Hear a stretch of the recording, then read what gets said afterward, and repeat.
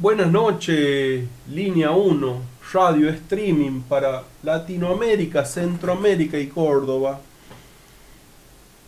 Esta noche la tenemos a Marta Graciela Fajardo Larraona, poetisa como pocas, desde Cruz del Eje, gestora cultural, profesora.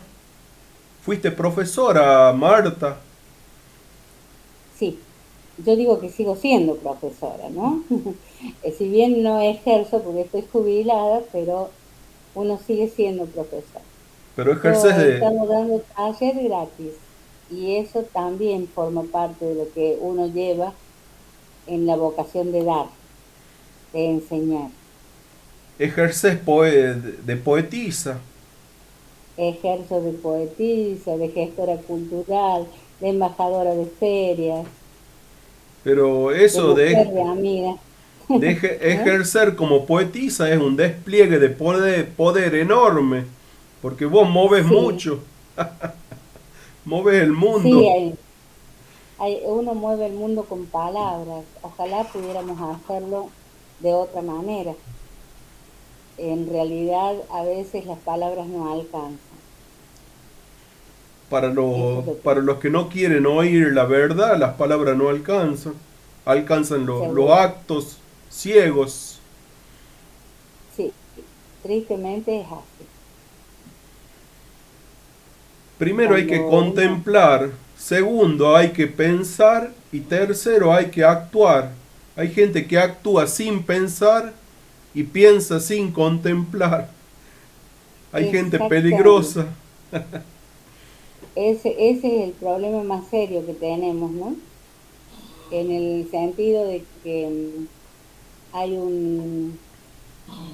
en este tiempo más que todo, yo creo que se ha perdido muchísimo en cuanto a la creación de pensamiento.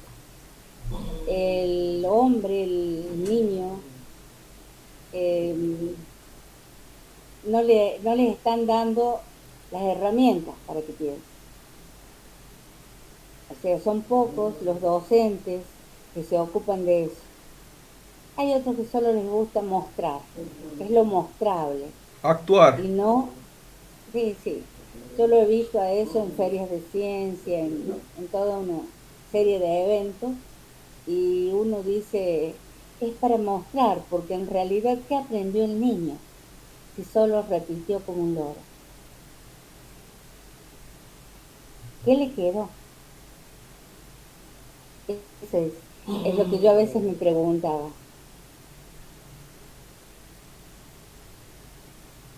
Nos sigamos preguntando cosas. Pero Sí, antes de preguntar, háblame de tu tierra, de tu cultura. mi tierra es, digamos, la tierra de todos. De, ya no me acuerdo dónde iba. Ah, que te hable de mi tierra, mi tierra. Mi tierra, yo decía, es la tierra de todos, ¿no? Yo soy un poco riojana y un poco cordobesa. Soy más cordobesa que riojana porque yo nací en Cruz del Eje. Pero tengo mis cuatro abuelos riojanos y eso hace que me sienta tan riojana como ellos. Mi papá era de Guandacol, o sea, toda esa carga tradicional de formas de vida las tengo de La Rioja, por ese hecho de tener cuatro abuelos riojanos. Mi abuelo era de Guandacol, mi papá nació en Guandacol, dos abuelos nacidos en Guandacol. Una de mis abuelas vivía en Chilecito, en la zona de San Miguel, y la otra debe haber vivido en Sañogasta.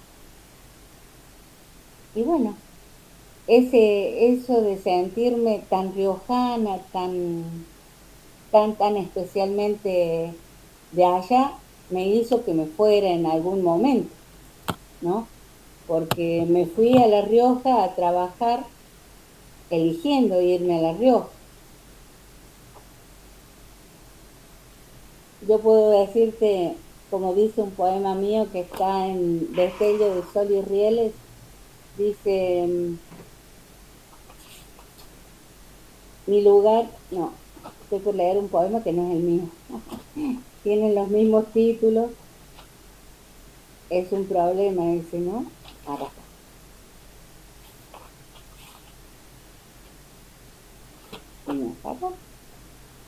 Mira, tengo un montón de antologías, como verás, el hecho de haber vivido por aquí y por allá me hace que no estuve preparada para pasarte un texto. Y esto me está hecho por mí. Acá está. Yo puedo decir que mi identidad subyace en un reflejo de sol que se atizó en mi frente, en el agua que me pintó un andar de río, en el olivo su escudo, con la paz de barrilete que surcó los cielos de mi infancia. Mi identidad subyace en ese horno con panes desmigados en familia, en uvas moscateles que endulzaron los días, mis viejos, mis abuelos, con su amor y sus valores que a fuego lento forjaron la esencia de mi ser desde niña. Mi identidad subyace en la escuela elegida, que me enseñó a pensar, a peregrinar por el cielo sin temer a emular libertad de golondrina. Mi identidad subyace en esas lomas gastadas, en la arena, el monte, el dique, en las lluvias de verano, en aquellos rascacielos construidos con amigos en las calles del barrio. Mi identidad subyace en la historia, que es leyenda en sí misma, de este cruz del eje que me dio un bagaje de sueños que me hicieron distinto para recorrer paisajes y derramar semillas. Te felicito porque habla de tu pueblo y en el poema se siente la pereza del pueblo, el cansancio, la modorra, Se ¿o no? siente, sí, sí, sí se siente. Y igual que en La Rioja. Que no nos apure nadie, le decía en una entrevista a una de Buenos Aires, acá estamos acelerados. Y le digo, no, para el riojano es una falta de respeto que lo aceleren, que lo apuren. Claro, yo siempre digo, a mí me daba miedo ir a, por ejemplo, a Buenos Aires, porque digo, me van a llevar por delante. Esa es la cuestión. Y en mi primer libro tengo, por ejemplo, un texto que dice Paisaje de agosto. El creador cambió carbonillas por acuarela para quitarle al Velasco su oscuro color de olvido. Y en este día de agosto puso frío y luz de nieve como flor en el camino, con su color diferente, el cerro hechizo de amor, la nieve imán de ternura me hace vibrar de emoción. Los lapachos vistieron con sus flores este agosto que hoy se aleja y deja al negro Velasco con harina de chaya a cuesta. En La Rioja se percibe un romance a primavera, con campanillas abiertas y perfume a madre selva. No es que le escribí solamente a Cruz del Eje, también le he escrito a La Rioja. La Rioja es un sentimiento en mi corazón.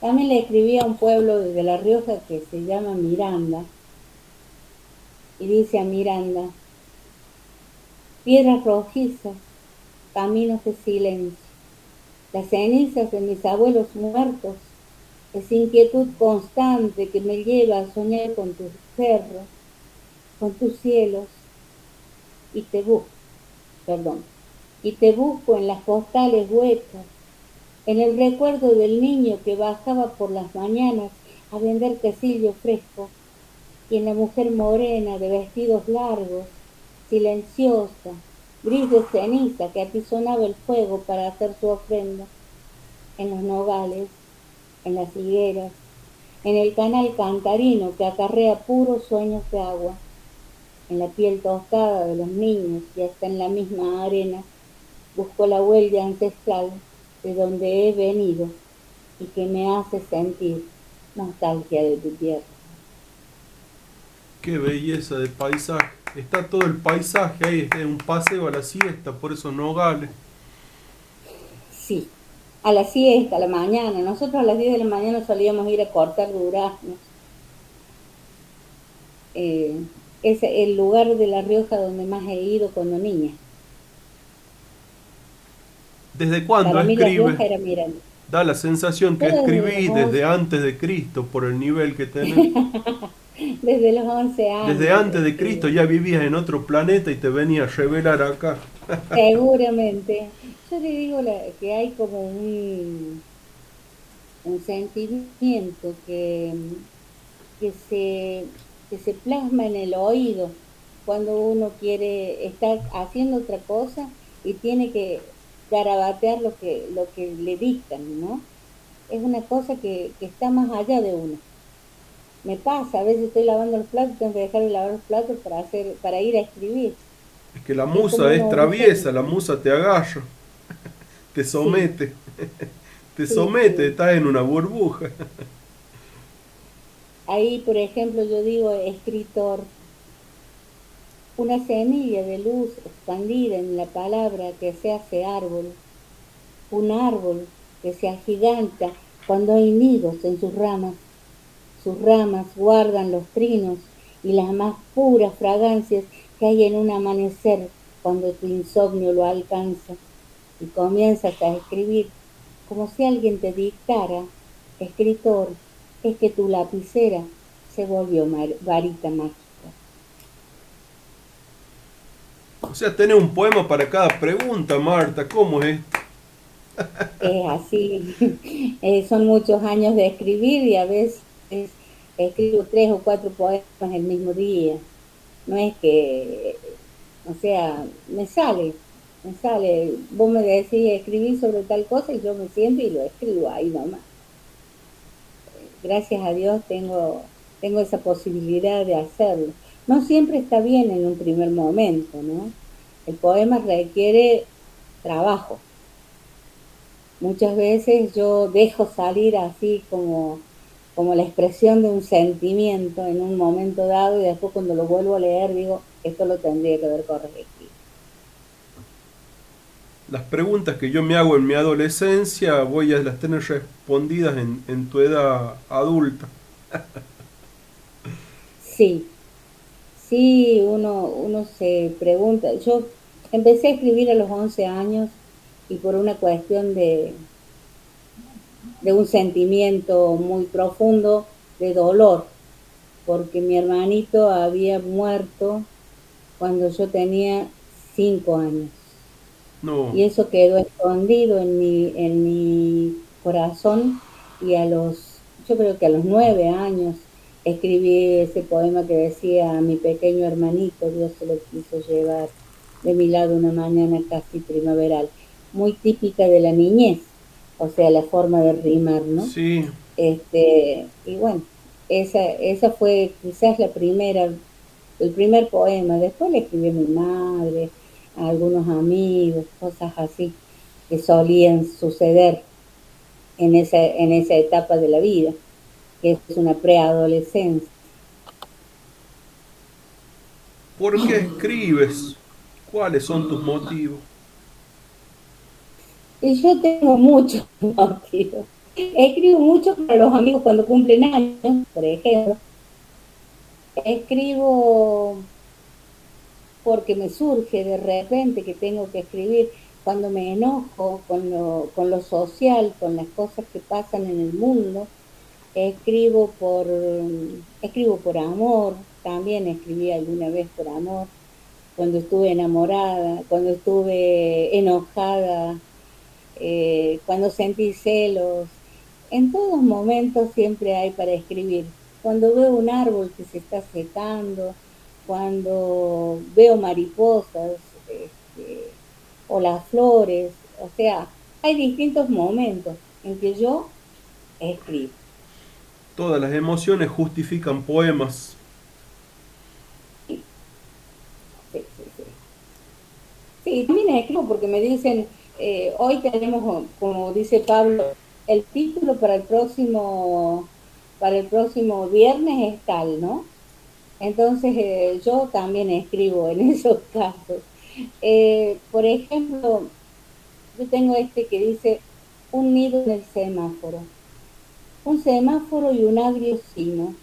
Alerta que hay flechas latientes en el campanario oscuro del tiempo que vivimos.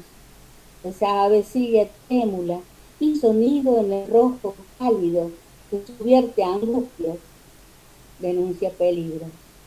La madre combará su vientre, cuidará sus huevecillos para que nazcan los polluelos en la tibieza de un hogar hasta que crezcan y puedan alzar vuelo para reiniciar el ciclo. Eso tiene que ver con que le estamos quitando los espacios a los pájaros, ¿no? Este, entonces, todo eso lo lleva al pájaro a ubicarse en lugares que nosotros creemos que son inconvenientes para él, para nosotros, y realmente es todo lo que hemos hecho de mal como seres humanos. La Y en pandemia, esto, la sí, pandemia no fue un castigo, fue un merecimiento por la falta de conciencia sobre la naturaleza. sí, por la falta de respeto, porque nosotros no respetamos. Eh, quieren un terreno, no preguntan a quién pertenece, qué fauna hay, si la fauna requiere ser reubicada. No, directamente van y talan los árboles. Yo eso lo viví cuando estaba en Cañada de Luque, que empecé a ver las máquinas topadoras y, y sabía que se venía, que era lo de la soja, porque la gente del sur de la provincia había dejado el sur casi sin nitrógeno, sin nada por sembrar soja. Entonces se vinieron al norte porque las tierras eran nuevas, tierras vírgenes, y tampoco las cuidan. Y no dejaron ni una, a veces hay lugares donde no hay un islote de árboles originarios, nada. Cuando la ley dice que tienen que dejar un islote. Ponen animales y los animales no tienen una sombra. O sea, todo eso uno lo vivió, lo vive. A mí me duele la tierra también. Es una constante eso. Y eso debe estar por acá. Este es el libro que más conozco. Este, porque este fue el primer libro.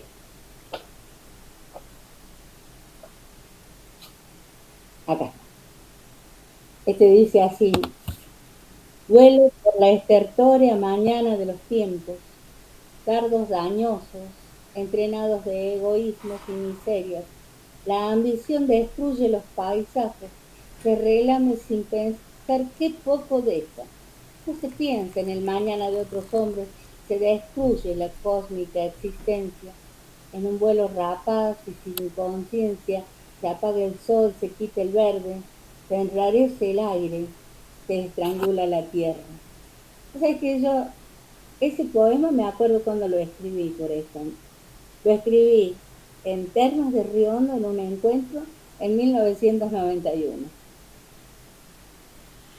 Bueno, Marta, sigamos. ¿Qué te inspira? Lugares, situaciones que te inspiran. Lugares, lugares. Yo tengo muchos lugares que me inspiran, pero yo creo que más tiene que ver con los lugares internos, ¿no? Este, ese lugar de, de sentir lo que me pasa a través de las cosas o a través de las personas que puedo estar, de las que puedo estar hablando en el poema. En este, por ejemplo, ya no sé dónde estoy. Este se llama Con la paz de los racimos y lo hice con Marta Guzmán. El limonero. Un chustín rasura el silencio.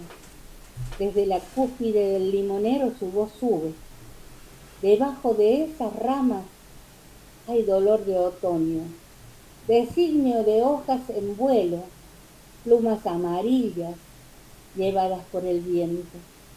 Un aroma blanco, dulzón de azares, expande perfume a primaveras. En mi corazón abre, y allí en la copa, mezclados con el verdor de su follaje, cuelga breve su aparición de diciembre, el limonero de mi patio, en generosidad acidulada, es ofrenda bendita todo el año. ¿Eh? Escribí al limonero. No es que le escribía muchas otras cosas, ¿no?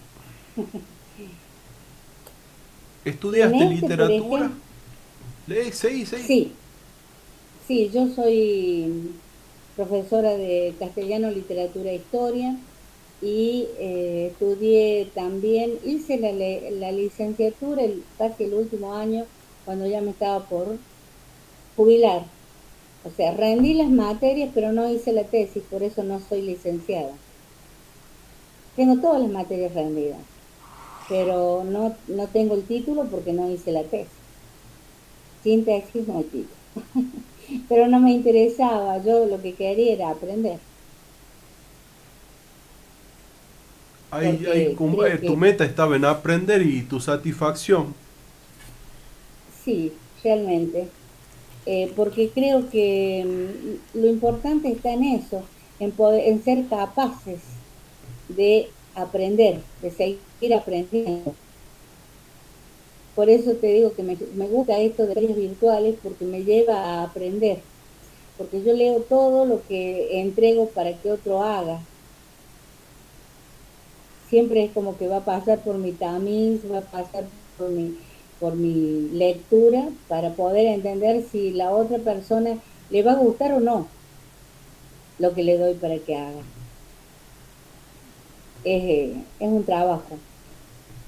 No sé si los organizadores de la feria lo entienden así, eso no se lo he dicho nunca, pero en realidad yo lo tomo así, de esa manera, ¿no?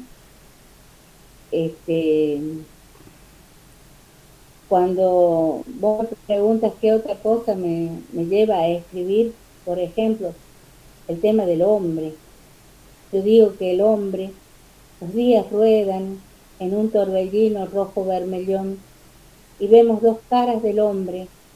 Ese que arrinconado y mísero vive una pasión atroz que ahueca su alma, que lo devora y lo deja nada, o aquel, valiente o iracundo, que desenreda el entramado social y emerge con orgullo, respeto y fortaleza, como esa flor silvestre entre los suyos.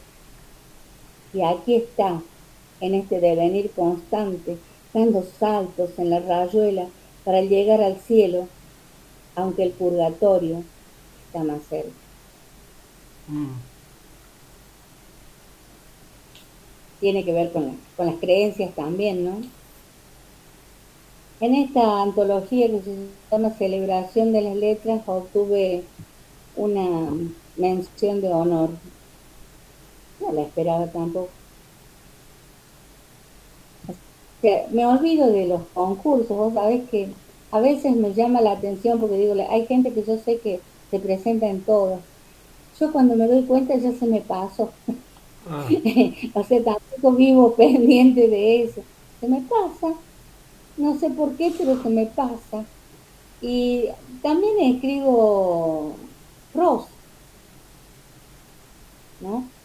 Eso también hago. Y en estas antologías que son del Círculo de Narradores de Paso de León. He publicado 3 veces, ¿no? Y, y por allí me gusta hacerlo. Y eso tiene que ver también con el haber escrito en en el libro último que presenté, que se titula El mundo que me atraviesa. Ahí publiqué toda una serie de microrelatos y relatos. Por ejemplo, vos me preguntabas algo de mi niñez, y mi niñez siempre tiene que ver con mi abuelo, ¿no? Y esto se llama así, se titula La sillita tapizada. Un poco apurado, Fermín pulía la madera de quebracho colorado. Esta vez su trabajo tenía un fin, que abrigaba en su ternura de abuelo sus ojos pequeños, grises de tiempo y de ternura, silencio, brillaban por esas lágrimas mientras pensaba, esta sillita debe quedar preciosa para esa niña tan pequeñita ella. A él lo corroía una inquieta tristeza de tiempos sin niñez. Él trabajaba solo en el taller. Él era un orfebre en la delicadeza de su trabajo. Él, artesano de la madera, vivió con ansiedad indefinible esa tarea de tapizar con cuerina verde, y apenas acabada su labor, ya había sacado el lustre de la silla. Entonces, con su tranco largo y orgulloso de su trabajo, fue a la casa de su hija para entregar sus regalos. Ella sonrió agradecida y colocó a su niña de 8 meses en la sillita tapizada que en ese momento tenía posabrazos. La niñita sonreía feliz. El carpintero y su hija lloraron su emoción. Con los años, a la sillita se le sacó los posabrazos y ella pudo usarla hasta pasados los 10 años. La niña hoy es mujer. Ve esa sillita como un tesoro muy preciado y piensa, ¿a quién de sus sobrinas nietas legará aquel bien heredado del amor? Mi abuelo fue carpintero en el cable carril. Su nombre figura en la lista de la gente que está en la placa. Se llamaba Fermín del Pilar Larraón. ¿En tu familia hubo escritores? Eh, yo creo que en mi familia, bueno, mi papá tocaba la guitarra y cantaba, mi abuelo tocaba la guitarra. Muy bien, dice la gente. Algunos dicen que mi abuelo había aprendido en la Salamanca, ¿no? No Como lo sé. Peteco. Tomo clase con Peteco. Sí, sí. Entonces, eso no. Sé que hay tías mías que sin haber tenido mucha escuela escribían, ¿no? Vos tenés que pensar que ellos vivían en un lugar alejado. Mi papá dice que él escribía en unas tablillas y no tenían cuadernos en esa época. Entonces él solo había cursado segundo grado. Él cuando nosotros fuimos grandes, yo iba a cuarto año del secundario, él quiso rendir para ser capataz en el ferrocarril. Y para hacerlo necesitaba tener sexto grado por lo menos. Entonces él ese año hizo sexto grado. Y cuando fue a rendir, le dieron más o menos qué era lo que se preguntaba en un examen de capataz. Y yo le enseñé a trabajar a mí que no me gusta la matemática, todo lo que era raíz cuadrada, todo lo que era raíz cúbica, justamente era lo que yo estaba aprendiendo en la escuela, así que se lo enseñé. Y él rindió con 10 para ser capataz. LH se decía en esa época. Así que orgullosa de mis viejos, porque en realidad Ellos no tuvieron la oportunidad que después quisieron que nosotros tuviéramos, realmente. Él siempre decía, lo único que te puedo dejar es el estudio. Yo no tengo riquezas. La mayor riqueza es que puedas estudiar, que puedas forjarte un futuro a través de eso. Y eso nos dijo a los tres. Claro. Claro que fue el Fajardo que menos hijos tuvo. También en eso fue distinto. Mis tíos, la mayoría, tuvieron la cantidad de hijos que tuvieron los abuelos, el abuelo, ¿no? Como 17, 18 hijos. Por eso hay un montón así, por La Rioja, por todos lados y creo que en el país. Así que, no, muchos hijos tenía, la mayoría. Bueno, mi abuelo tuvo dos señoras, pero mis tíos, entre 12 y 13 seguro, tenían dos libretas de casa, dos libretas de familia. Yo digo, en ese tiempo no se pensaba tampoco que el hijo necesitaba estudiar, necesitaría muchas otras cosas. Y en ese tiempo no había tanta dádiva de parte de los gobiernos. O sea, había que Mm. trabajar doble, trabajar como sea, pero trabajar. Esa es la diferencia. Ahora hay mucha gente que vive de planes y no está bien, porque no se preocupan por estudiar, no se preocupan por hacer estudiar los chicos, y todo es gratis. Esa es la cuestión. Pero bueno, eso es lo que entristece. ¿Poeta se nace o se hace? Yo creo que la poesía es como la música, está dentro de uno. La poesía surge, surge. En un primer momento te surge hasta con rima, con métrica, y no te das cuenta porque no sos consciente de eso. Cuando sos consciente, comenzás a trabajar la poesía. Y trabajar la poesía es como dicen muchos maestros, ¿no? Es como cuando vos le querés dar la forma al arbolito, sin que pierda la esencia.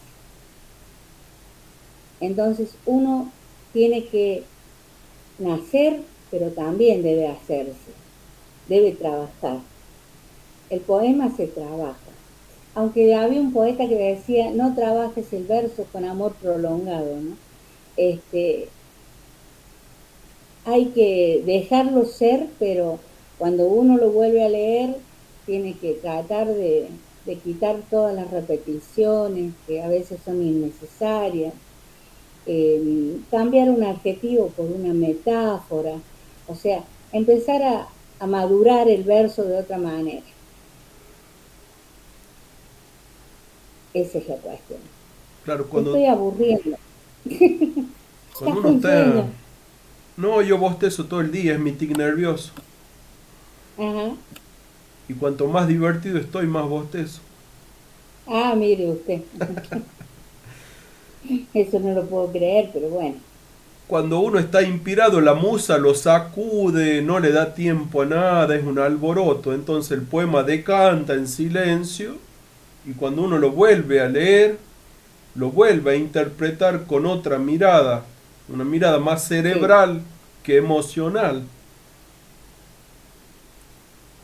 sí, pero no, o sea, yo creo que hay cosas.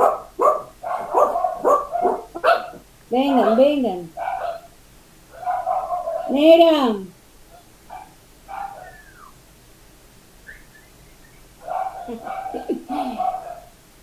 debe pasar algo afuera, debe haber un perro afuera, por eso se pone loco.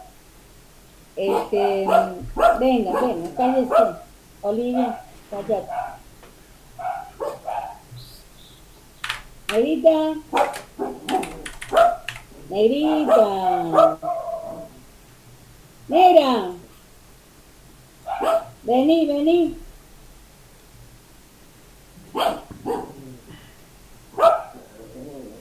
Concierto de perros.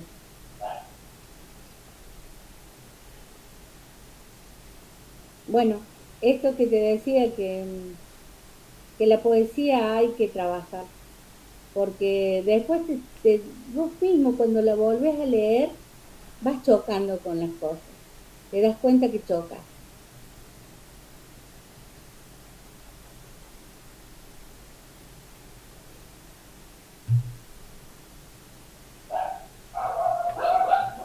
Bueno, ya sabemos que hiciste libros.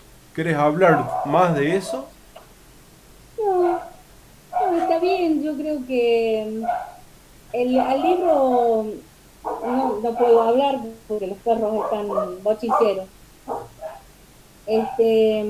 Al libro el último, El mundo que me atraviesa, todavía no lo presenté en Google. Lo presenté en La Rioja y no lo presenté acá. Y no sé si voy a tener tiempo este año. Es medio difícil. ¿Qué premio? Este, ¿Qué premio obtuve? Me presenté en el concurso de 2020 de Evita, el Premios Culturales Evita, y allí obtuve el primer premio en Corre,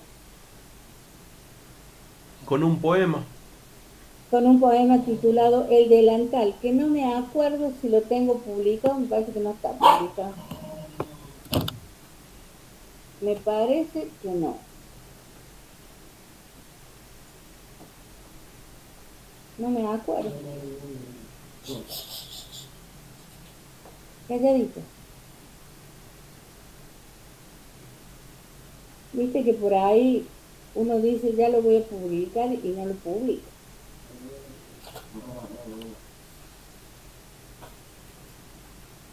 No, no lo he publicado.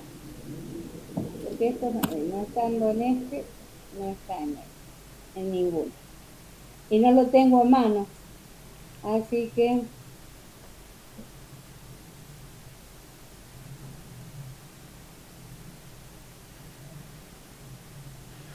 Bueno, vamos con la última pregunta. bueno, ¿Qué poetas te conmovieron? ¿Quiénes te influenciaron? bueno, yo soy muy de Rubén Darío,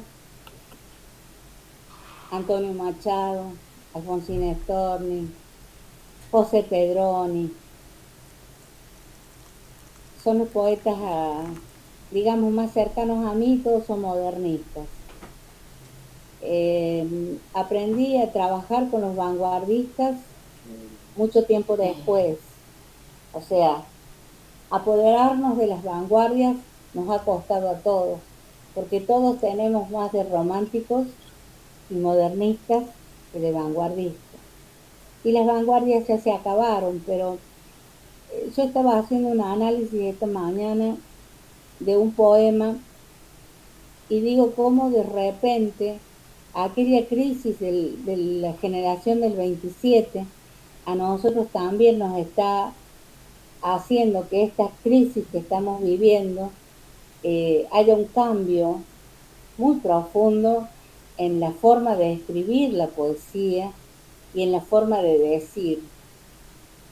En la generación del 98 se pierden las metáforas un poco, se pierde la belleza de la lengua para hacerlo más sencillo, más laxo. Y en esta generación del 98 intentan dar a conocer lo que pasa, esa crisis social que está viviendo España, y los poetas escriben de otra manera que no es la del modernismo. Ya no son simbolistas. Por ejemplo, el mismo Machado. Machado en Soledades es bien simbolista, tiene un montón de símbolos, que no solo son metáforas. Y después, en Campos de Castillas cambia totalmente esa mirada. Así que yo creo que nosotros también, vos viste que se ha perdido el hecho de escribir con rima, con medida. Eh, Se han perdido muchas cosas que hacen a la verdadera poesía, como nos dicen a nosotros las definiciones de poesía. Y nosotros ahora escribimos más libres, somos más, Sin eh, estructuras. no tenemos estructura, no tenemos atadura, incluso hay gente que no pone ni comas y hay que leer las cosas siempre y cuando las hayan bajado bien, se pueden leer, porque a veces no bajan bien las estructuras, ¿viste? Cuando van bajando verso a verso, y eso hace que tampoco se entienda. Se hace difícil. Y hay gente que sigue escribiendo de una manera muy barroca, muy cerrada, que tampoco se entiende. Entonces, para la gente común se vuelve difícil entender, ¿no? Al poeta. Es como que el poeta es un ser que está allá lejos, que escribe y no sé para quién escribe, dirán algunos. En cambio, otros no. Otros piensan, como nosotros diría, que pensamos que la poesía es la síntesis, ¿no? Es lo más breve, la más breve forma literaria en la que podemos decir algo. Porque en la novela es extensa, el cuento tiene que tener, bueno, una página por lo menos. Y los otros son microcuentos, pero el microcuento tiene mucho de poesía. En la Entonces, poesía la regla es que menos es más. sí, exacto. Y en el microcuento también. Entonces, cuando vos vas sacando para decir algo, eso que vas diciendo no tiene que ser explicado, porque el que va a entender, el que va a explicarse las cosas es el que lee. Tenés que dejar elementos en blanco. Y eso nos cuesta mucho a veces cuando estamos atados a tradiciones poéticas. Qué linda clase nos diste. No sé si hay algo más para decir, si no cerramos la entrevista. No, cerremos porque hay mucho que hacer. Tengo que trabajar, mañana tengo dos puestas en la feria y tengo que trabajar para eso. Bueno, una noche en el Así Club del que, Sapo la despide a Marta Graciela Fajardo. Con gran honor, se dio su tiempo, está estresada, cansada, con calor, pero nos dio la nota. el Hasta honor pronto. es para mí, el honor es para mí, Fernando, y cuando quieras podemos conversar, podemos charlar sobre literatura, no hay problema. Este, Siempre yo te voy a avasallar así con los poemas porque realmente uno, tiene 10, tiene un montón, ¿no? Y yo decía, yo escribo 2 o 3 poemas por día y si vos ves ¿cómo se llama? Mi Facebook, vas a ver que siempre le escribo a mis amigos, no siempre a todos los amigos, pero a algunos amigos les escribo un poema para el día de su cumpleaños. Y yo les digo que se contenten con eso, que es lo más que les puedo regalar. El regalo más íntimo. Y sí, no sé si tan íntimo, porque al fin y al cabo uno lo hace público, pero es lo que más sale del corazón, en realidad, Es que la ¿no? intimidad del poeta es pública. Sí, sí, sí, eso también es verdad. Y yo escribí hoy un poema para esa poeta de la que tuve que hablar, que es María Zambrano. A ver si es este. Sí, dice, homenaje a María Zambrano. No hay barrera, cerradura ni cerrojo que puedas imponer a la libertad de mi mente.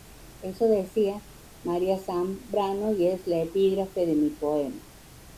¿Y acaso los sustratos estaban allí, desafiantes, sin ser vistos, en un rumor de arcilla que aprieta las raíces, pero deja crecer las ramas, un infinito las mesas? Sus premisas son semillas que germinaron tardías, pero están, en los que abonan el pensamiento con la sal de la filosofía y el azúcar de lo poético, sin hartazgo, sin desconcierto. Abrazan la luz de la palabra en acción. No hay barreras, lo dijiste, y aún extendemos la vida con la misma prevención. Tus Eso lo perros son escribiste, poetas, Manuel. están diciendo cosas ahí, a estructura ¿Eh? libre del aullido. Sí, ¿Son barrocos sí, o sí. son contemporáneos? Este poema, esta mujer escribía en la generación del 36 de Unamuno, ¿sí?